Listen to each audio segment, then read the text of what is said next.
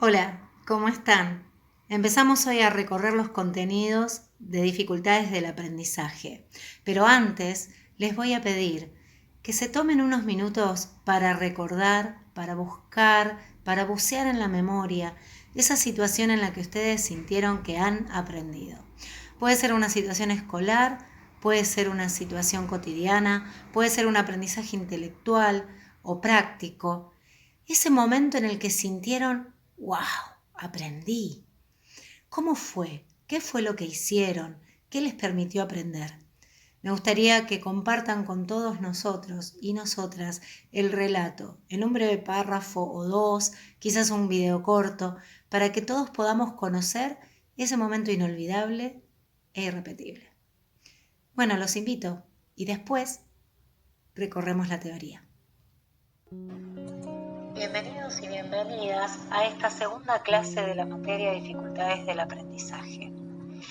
En esta ocasión vamos a recorrer algunos conceptos que tienen que ver con las cuestiones del aprender y también de poder enseñar. ¿De qué hablamos cuando hablamos de aprendizaje?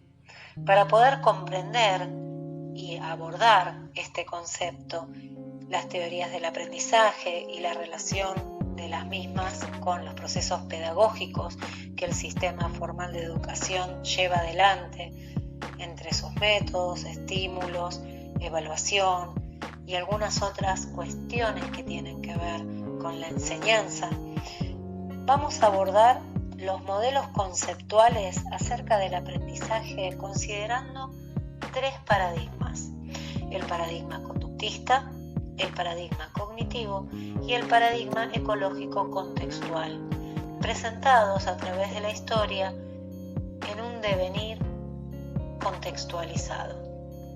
A principios del siglo XX, el paradigma conductista consideraba que el aprendizaje era un cambio de comportamiento en reacción a las modificaciones del medio, perdurable en el tiempo. Pensaba el aprendizaje como un proceso secuencial, que va de lo simple a lo complejo, y en el que los conocimientos se apilan unos sobre otros. Pensaba en un aprendizaje externo al individuo que derivaba de la interacción mecánica con el medio, la escuela, la familia. Representantes de este movimiento, Thorndike, Pavlov, Watson y posteriormente Skinner, tenían una mirada del aprendizaje desde las cuestiones científicas, comprobables, evaluables y medibles. Famoso fue aquel perro de Pavlov que se estimulaba con un sonido cuando se le daba de comer y luego se lo vio al perro salivar, y entonces estas reacciones medibles ante el estímulo eran emparentadas con los procesos de aprender.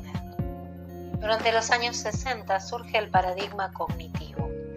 Para los cognitivistas es el individuo el que toma las decisiones y actúa. Es el individuo el protagonista del aprendizaje en relación con el ambiente.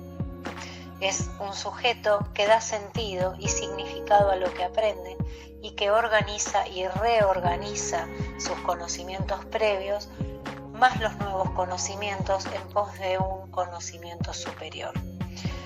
Un sujeto que aprende activamente, en comunión, en intercambio con el medio. Representantes de este paradigma cognitivo: Piaget, Vygotsky, Brunner, Ausubel. Piaget nos va a plantear la epistemología genética, en la cual explica que el desarrollo de los conocimientos en el niño son un proceso de desarrollo de sus mecanismos intelectuales. Considera que las estructuras se construyen tomando como partida los conocimientos previos. Procesos como acomodación y asimilación explican esta dinámica que Piaget pone en juego al pensar en el sujeto que aprende.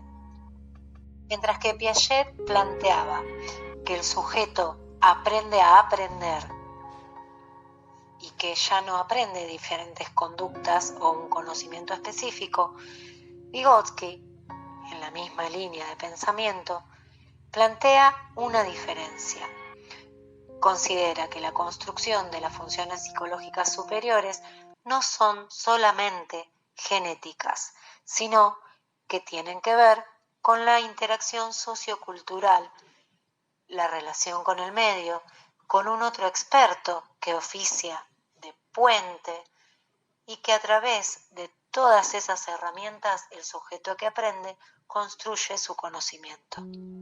Para Piaget, la importancia de la intervención de un otro especialista que oficie de andamiaje propicia entonces que el sujeto que aprende pueda llegar en la zona del desarrollo próximo a sus mejores potenciales. ¿Alguna vez escucharon la frase "se puede enseñar cualquier materia a cualquier niño en cualquier edad si se hace de forma honesta"?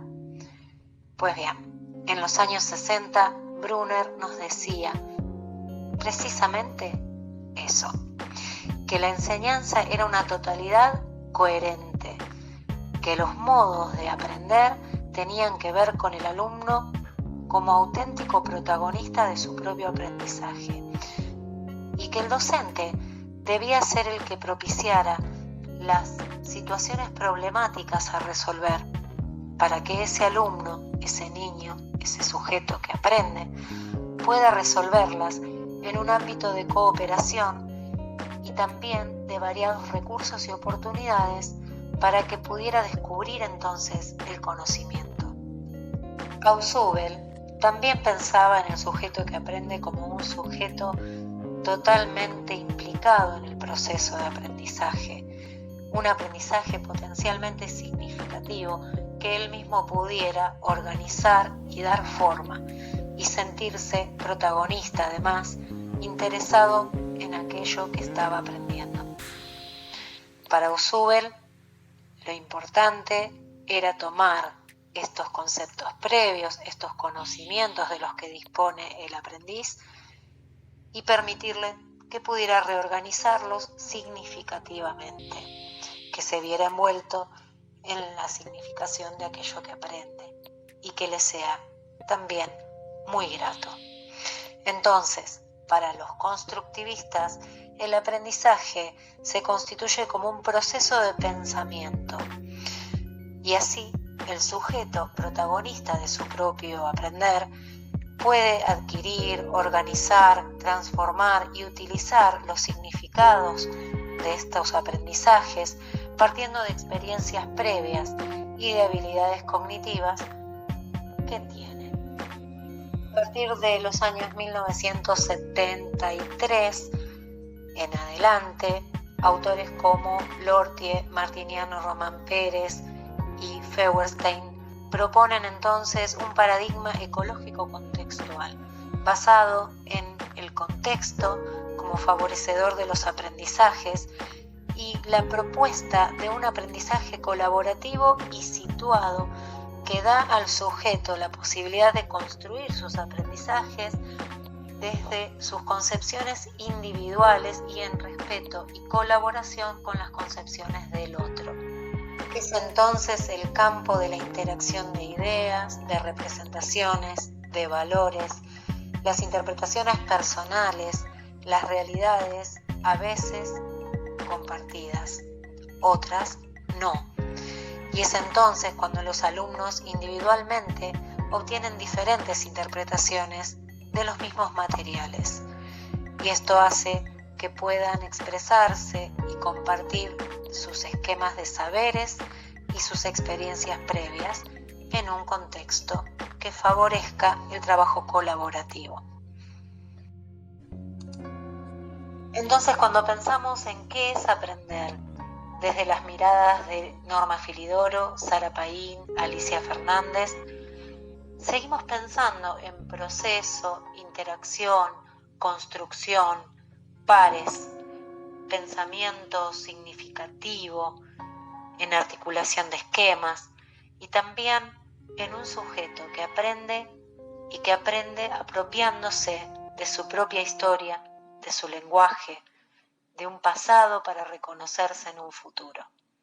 Un sujeto de derecho que puede creer y crear. ¿Y qué se requiere para que podamos aprender? Desde una mirada neuropsicológica, deberíamos disponer de algunos dispositivos básicos para el aprendizaje. Estos dispositivos básicos se presentan en la maduración y el desarrollo del sistema nervioso central y constituyen las funciones cognitivas: la atención, la memoria, el pensamiento, la percepción.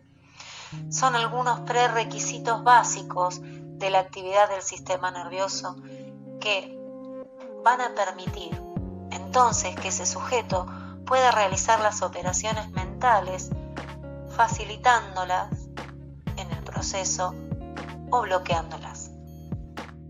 Desde una mirada psicoanalítica, tenemos que pensar en ese sujeto precisamente como un sujeto, con un psiquismo que pueda significar y resignificar, dándole sentido a todo lo que lo rodea, pudiendo integrar ese contexto en esa estructura psíquica en desarrollo.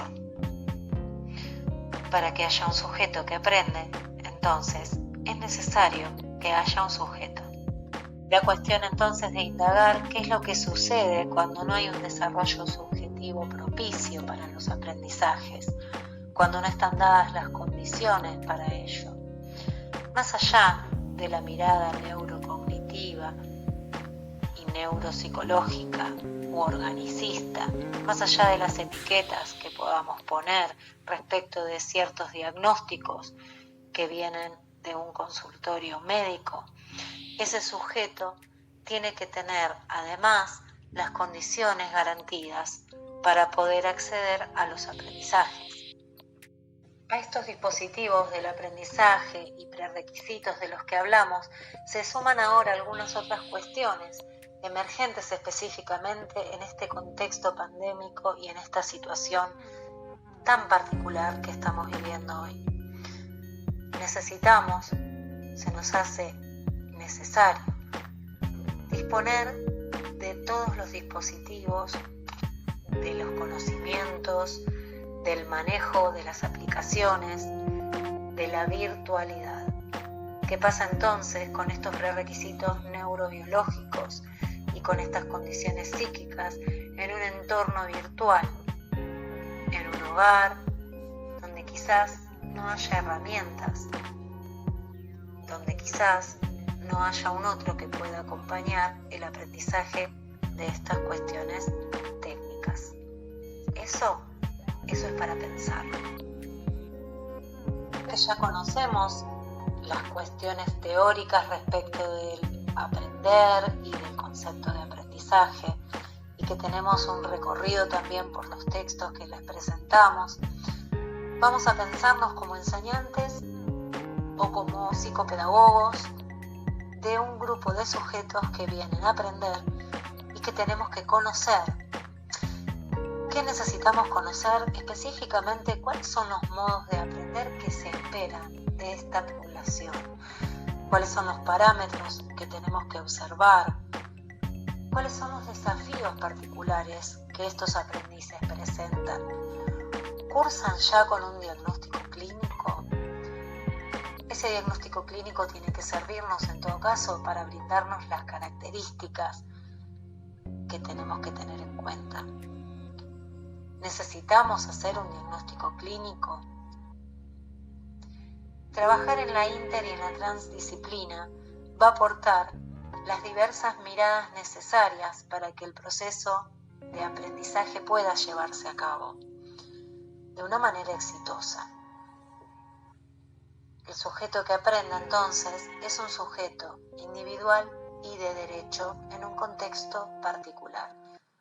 Es decir, tenemos que recordar que la individualidad de las necesidades y las particularidades subjetivas de los aprendices deben ser tenidas en cuenta en todo momento de nuestra intervención. Es nuestra tarea entonces ofrecer nuestra experticidad, es decir, nuestros saberes expertos. Y entonces también retroalimentarnos con este proceso y también aprender.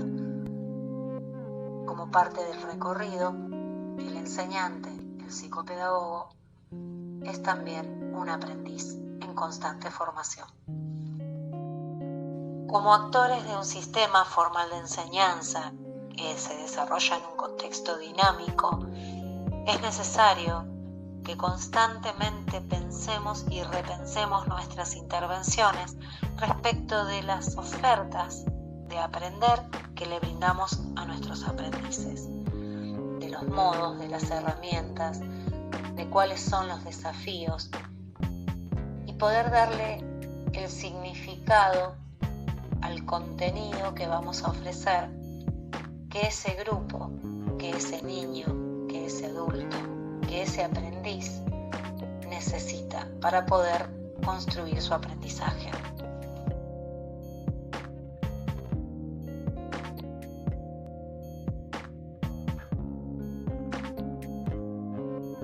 Terminamos de recorrer la teoría. Cuántos conocimientos nuevos e interesantes, ¿no? Ahora les voy a pedir que integremos aquella experiencia que relataron al inicio con los contenidos que acaban de recorrer. ¿Cómo creen ustedes que se emparenta esa situación de aprendizaje que hemos compartido antes del recorrido teórico con estas cuestiones teóricas del aprender? Les voy a pedir entonces que relacionen, que nos cuenten, que compartan cómo creen que ese aprender único e irrepetible pueda tener relación con la teoría que expusimos hoy. Los invito a dejar en la plataforma, a modo de escrito, el relato. Pueden agregar también un resumen.